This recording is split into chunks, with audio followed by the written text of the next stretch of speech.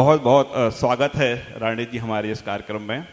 धन्यवाद और बहुत बहुत धन्यवाद जी। महाकाल की आदेश से हम यहाँ पर पहुँचे हैं और उनके ही जब आदेश हुआ उनकी अनुमति से लेकर हमने कार्यक्रम का आगाज किया। हम शुरुआत कर रहे हैं शिक्षा क्षेत्र से। आध्यात्म के क्षेत्र में उज्जैनी, अवंतिका, उज्जैन, बाबा महाकाल की नगरी देश नहीं दुनिया भर में प्रसिद्ध है। लेकिन शिक्षा के क्षेत्र में अभी हम बात करें तो हम कहाँ पर पहुँच गए हैं अभी? जी सबसे पहले तो मैं न्यूज़ 24 की टीम का बहुत बहुत आभार व्यक्त करता हूँ कि जिन्होंने ये अतुलनीय कार्यक्रम चालू किया। अगर हम पुरातन भारत का इतिहास देखेंगे तो हमारे उज्जैनी का जो नाम था एक प्राचीन शिक्षा स्थली करके विख्यात था। हालांकि ये श्री कृष्ण भगवान की शिक्षा स्थली है। अगर हम प्राचीन भारत में देखेंगे कि शिक्षा के जो प्रमुख 4 केंद्र थे, बनारस, उज्जैनी, देन नालंदा एंड तक्षशिला, उसमें उज्जैनी का नाम हुआ करता था। पर समहाउ उसके बाद का जो भारत का इतिहास है, अपने उज्जैनी का नाम कहीं तो भी शिक्षा के क्षेत्र में पीछे रह गया। नालंदा में नालंदा विश्वविद्यालय स्थित है, बनारस में भी बनारस हिंदू यूनिवर्सिटी है, तक्षशिला पाकिस्तान का पार्ट बन गया। पर उज्जैनी में जो देखा जाए तो जिस मात्रा में उज्जैनी का शिक्षा की मात्रा में एक प्रगति होना चाहिए था वो हुआ नहीं है। तो इसीलिए हमारा प्रयास था, जब हमने अवंतिका विश्वविद्यालय MIT ग्रुप पुरस्कृत 2017 में उज्जैनी में चालू किया, तो हम वही संकल्पना लेके आए थे कि उज्जैनी को फिर से वो स्थान दिलाना है, वर्ल्ड मैप में फिर से उज्जैनी को शिक्षा के क्षेत्र में आगे लेके जाना है। तो इसके चलते बाबा महाकाल की नगरी है जो बहुत ही विख्यात है, शिक्षा में भी अगर वो विख्यात हो जाएगी तो एक उज्जैनी का नाम पूरे वर्ल्ड मैप पे चला जाएगा। जी, आपके यूनिवर्सिटी की बात करें, करीब 4 दशक पुरानी है। 40 साल पहले आपने शिक्षा के क्षेत्र में कदम रखा था। आप उज्जैन यानी उज्जैनी यानी अवंतिका जी बाद में पहुंचे, पहले आप पुणे में आपने शुरुआत की इससे। जी। लेकिन पुणे में शुरुआत हुई, नाम रखा गया अवंतिका। जी, अगर हम हमारे संस्था का थोड़ा हिस्ट्री बताएंगे तो 40 सालों से हमारा MIT ग्रुप एग्जिस्टेंस में है और पुणे हमारा मेन ऑफिस है जहां से हमने शुरुआत की थी। पूरे भारत भर में हमारे संस्था के 4 विश्वविद्यालय है और 70 से भी अधिक संस्थाएं हैं। सारे MIT ग्रुप नाम से प्रख्यात है। पर कहीं तो भी उज्जैनी को हमको लोकल जो यहाँ के संस्कार है, लोकल जो कल्चर है, उसके साथ घुल मिल जाना था। इसलिए हमने यहाँ के यूनिवर्सिटी का नाम अवंतिका यूनिवर्सिटी रखा, MIT यूनिवर्सिटी नहीं रखा। तो संकल्पना ये थी कि मालवा के जो अपने बच्चे, इंदौर हो, उज्जैन हो, बहुत सारे बच्चे शिक्षा के लिए बॉम्बे, पुणे या अलग अलग सिटी में माइग्रेट करते हैं। और मुझे बताते हुए गर्व हो रहा है कि 6 साल में ही, हालांकि हमने 2017 में यहाँ पे पैर रखे, और आज की स्थिति में 20 स्टेट्स के और मैक्सिमम मेट्रोस के बच्चे अपने उज्जैनी में पढ़ने के लिए आ रहे हैं। जी, तालियां बजती हैं। 20 स्टेट से उज्जैनी में इस समय अध्ययनरत हैं, छात्र हैं हमारे उज्जैन में हैं। जी जी, हम आपकी यूनिवर्सिटी के बारे में कुछ जानकारी जुटा रहे थे तो हमको एक शब्द मिला कि डिजाइन कैंपस। जी जी, वो डिजाइन कैंपस क्या है, हम चाहेंगे कि हमारे दर्शकों को भी आप बताएं। बिल्कुल बिल्कुल, बहुत ही अच्छा सवाल है। एक्चुअली अगर हम बाकी विश्वविद्यालय देखेंगे तो ज़्यादातर पढ़ाई बच्चे जो करते हैं वो एग्ज़ाम क्लियर करना उनका मकसद होता है। तो हम एक नई संकल्पना लेके आए थे विश्वविद्यालय में, जिसे हम प्रोजेक्ट बेस्ड लर्निंग, ये संकल्पना उसका नाम है। उसके अंदर हमने बच्चों के स्किल डेवलपमेंट पे एम्फेसिस रखा। नॉलेज एक अलग जगह है, पर इंडस्ट्री को जो स्किल से चाहिए अगर वो बच्चों में डेवलप नहीं होगा तो बच्चा वो डिग्री लेने के बाद भी प्लेसमेंट उसका नहीं होता है।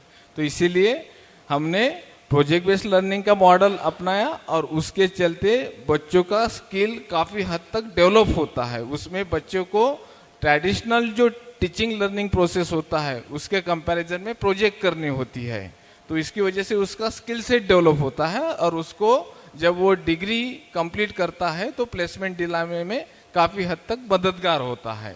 तो ये नई संकल्पना के साथ हम यहाँ आए थे और वो काफी सक्सेसफुल रही। जी, ये डिजाइन कैंपस ये कॉन्सेप्ट है। प्लेसमेंट की आपने बात कही है, डिग्रियां तो मिल जाती हैं, लेकिन जिस तरह का दौर चल रहा है उसमें सबसे अहम यही है कि रिजल्ट क्या है, नौकरी किसको मिली। तो कैंपस की यदि हम स्टेटस देखें, किस तरह का है आपके यूनिवर्सिटी का? सबसे पहले अगर हम बात करेंगे तो हाल ही में चंद्रयान 3 का सक्सेसफुली लैंडिंग हुआ। ये भारत के लिए बहुत ही अनोखी और अलौकिक एक सक्सेस स्टोरी है। अगर हम इसके 10 साल बाद जाएंगे तो इसमें सबसे ज्यादा जो क्रांति एजुकेशन सेक्टर में हुई उसके चलते भारत को इतनी बड़ी एक सफलता हासिल हुई। अगर हम हमारे बच्चों को आगे चल के नौकरी योग्य बनाने के बजाय अगर उनमें स्किल डेवलप करके एक एंटरप्रेनर, एक इनोवेटर बनाएंगे तो आने वाले भारत में जो हम विश्व गुरु की संकल्पना रख रहे हैं वो पूर्णतः पूरी हो जाएगी।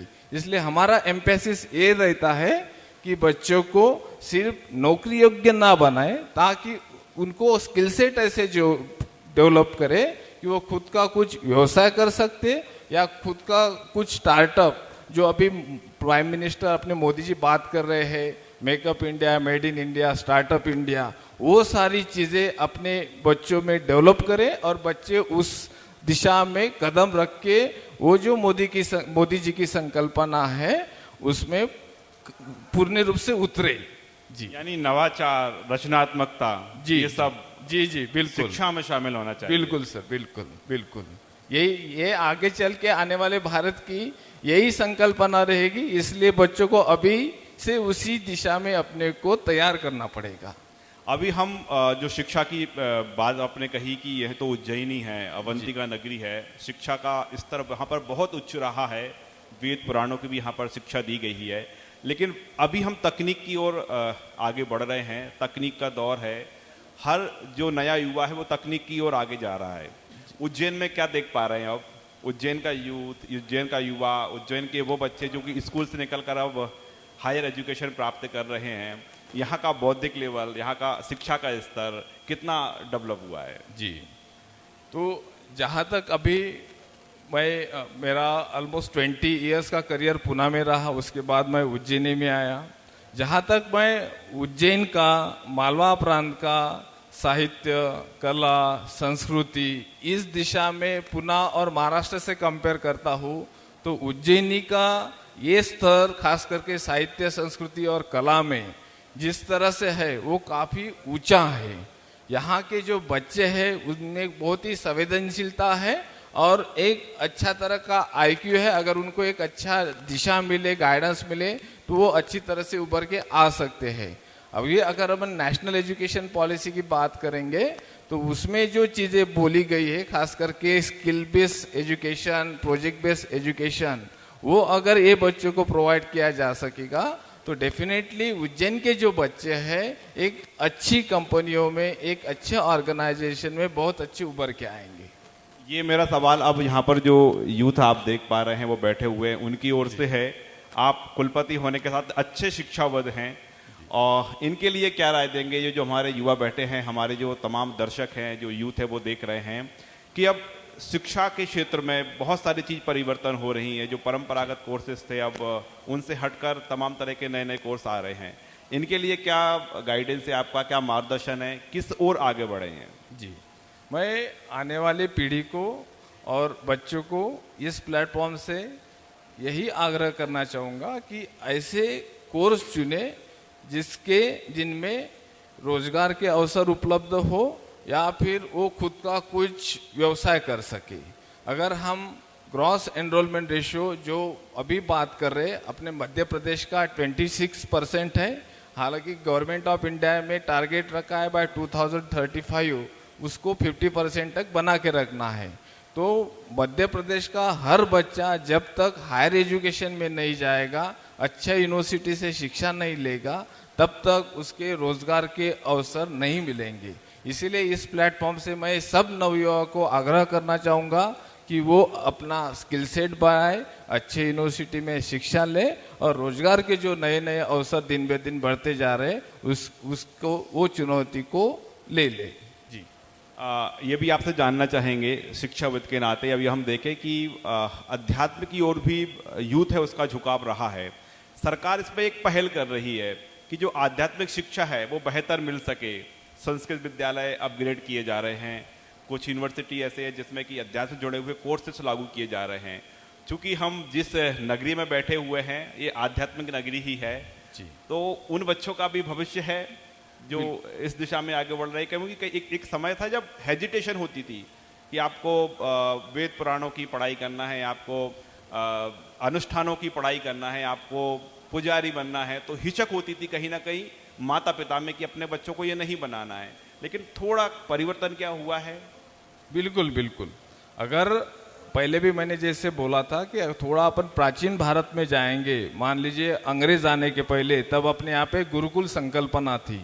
जब गुरुकुल संकल्पना थी तो अध्यात्म की ही शिक्षा दी जाती थी और तब अपने भारत का जो वर्ल्ड जीडीपी में कंट्रीब्यूशन था वो 70% था, जो आज का कंट्रीब्यूशन 5-6% है। तो इसलिए जो अपने अध्यात्म की जो शिक्षा है वो बहुत ही अच्छी शिक्षा है जो बच्चों का पूर्ण विकास करने में सहायक है। इसलिए वो अध्यात्म की शिक्षा देनी है और नेशनल एजुकेशन पॉलिसी के हिसाब से अभी वो अनिवार्य हो गया है। नेशनल एजुकेशन सिस्टम में ये अनिवार्य हो गया है अभी। तो ये आगे चल के बहुत बड़ा फैसला है गवर्नमेंट का और इसके चलते अपने को अच्छे फलस्वरूप देखने को मिलेंगे। आपने जिक्र किया न्यू शिक्षा पॉलिसी का, न्यू एजुकेशन पॉलिसी के, बहुत बड़ी है, उसका जो दायरा है बहुत विस्तृत है। अभी तक पूरी तरह से लोग नहीं समझ पाए हैं कि नई शिक्षा नीति में क्या क्या प्रावधान है।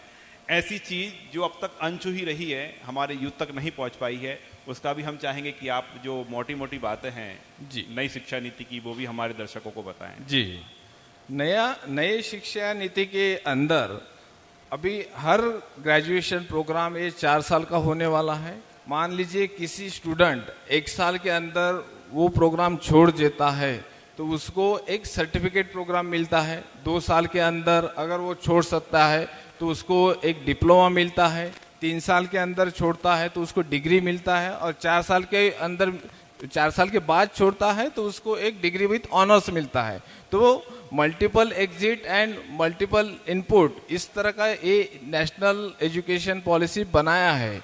और इसके अलावा बहुत सारे ऐसे पहलू है जिसमें नेशनल एजुकेशन पॉलिसी के अंदर बताया गया है कि बच्चों के स्किल पे फोकस करे, उनके कौशल्य पे ध्यान दे ताकि वो रोजगार के लायक बन सके। तो ये बहुत ही अच्छा एक नेशनल एजुकेशन पॉलिसी है जिसके अंदर अपन जो नए भारत का सपना देखने जा रहे हैं वो जरूर अचीव होने वाला है।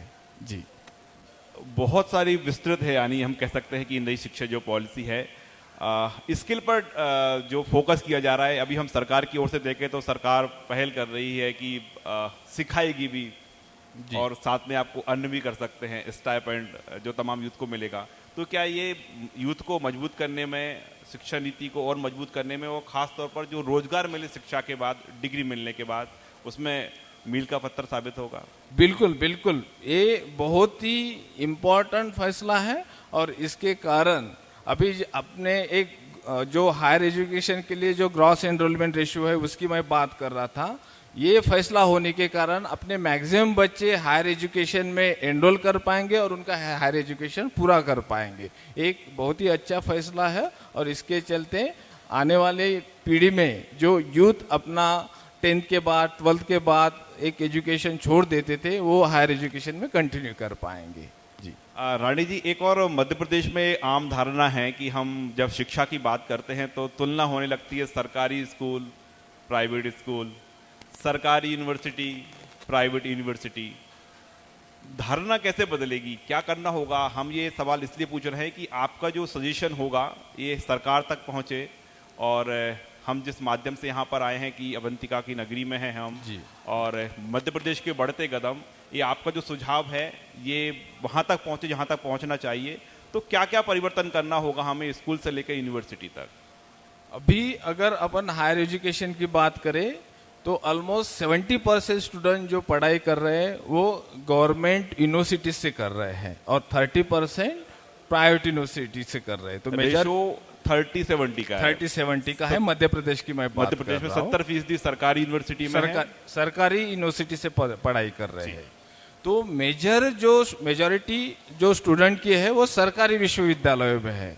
तो सरकारी विश्वविद्यालय को एक जो इंफ्रास्ट्रक्चर फैकल्टी, किसी भी विश्वविद्यालय को अगर आगे बढ़ाना है तो वहाँ का फैकल्टी, वहाँ का इंफ्रास्ट्रक्चर और वहाँ का एकेडमिक स्टैंडर्ड ये जितना मजबूत रहेगा उतना वहाँ से बच्चा डेवलप होकर निकलेगा।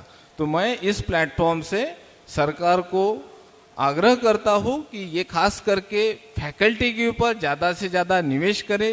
जो सरकारी संस्थाओं में प्रोफेसर और फैकल्टीज की पदे अभी भी खाली है वो जल्द से जल्द भरे और बच्चों को एक अच्छा शिक्षा का मौका दे, ताकि आने वाले अपने युवा आगे चल के एक अच्छे युवा वो विश्वविद्यालय से बन के आए और रोजगार के काबिल बने।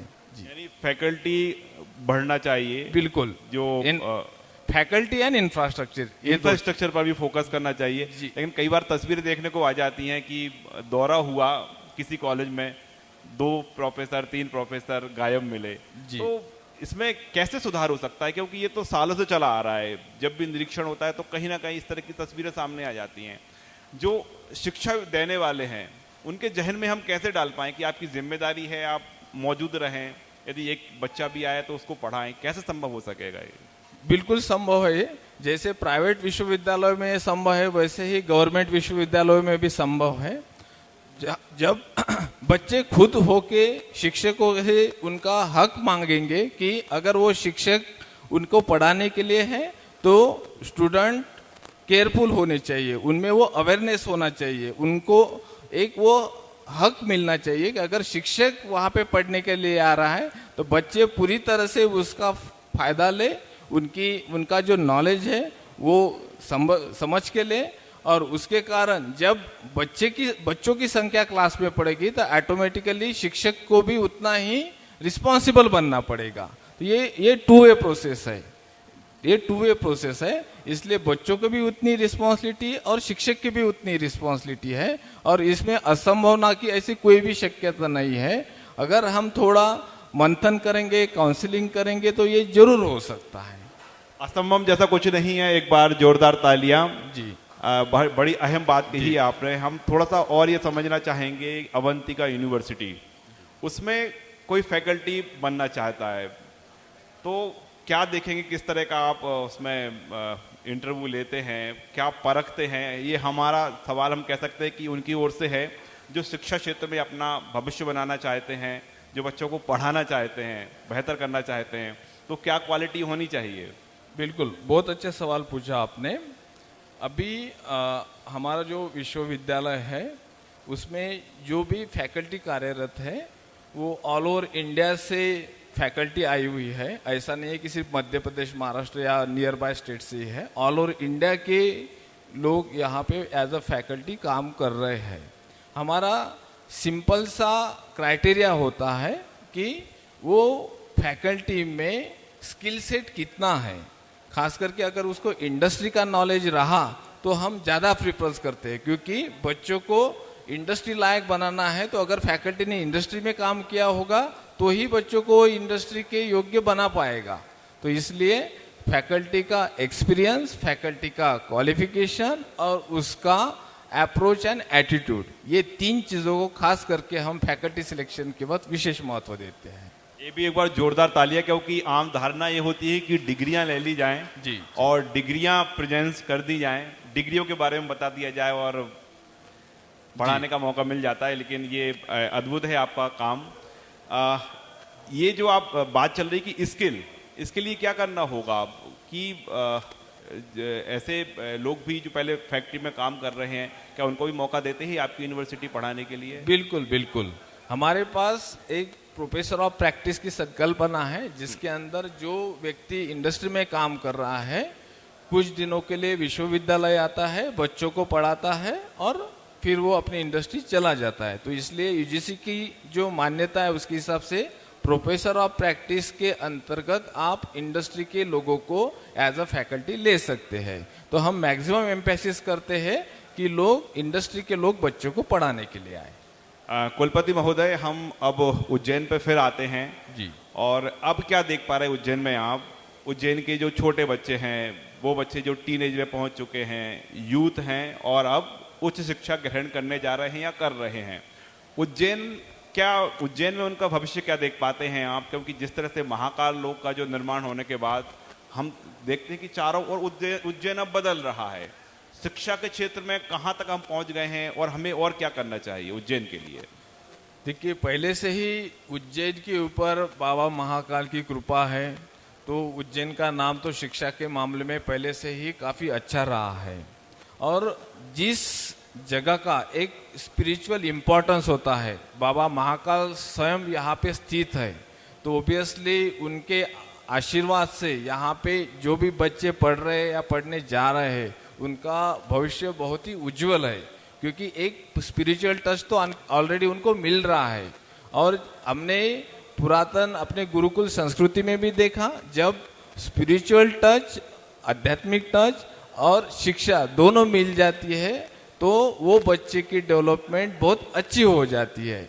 तो यहाँ पे ऑलरेडी स्पिरिचुअल टच है, जो शिक्षा देने का कार्य सरकारी संस्थाएं कर रही है, हम जैसे प्राइवेट विश्वविद्यालय कर रहे हैं, तो दोनों के साथ वो बच्चों को मिल जाता है, तो बच्चों का भविष्य बहुत ही उज्जवल रहने वाला है। जी। मेरा एक आखिरी सवाल, यूथ के लिए आप गुरु मंत्र क्या देते हैं हमारे मंच से? यूथ के लिए यही मैं बोलूँगा कि आप आने वाले भारत में हर चीज स्किल बेस होने वाली है, इसलिए अपने स्किल ज़्यादा से ज़्यादा डेवलप करने में फोकस करें और अपने भविष्य को सुनिश्चित करें। तो भविष्य को सुनिश्चित कैसे किया जा सकता है, ये हमने समझा। अवंतिका यूनिवर्सिटी के कुलपति महोदय डॉक्टर नितिन राणे जी से एक बार जोरदार तालियां हमारे राणे जी के लिए, हमसे चर्चा करने के लिए, इतनी विस्तृत में जानकारी देने के लिए बहुत बहुत धन्यवाद।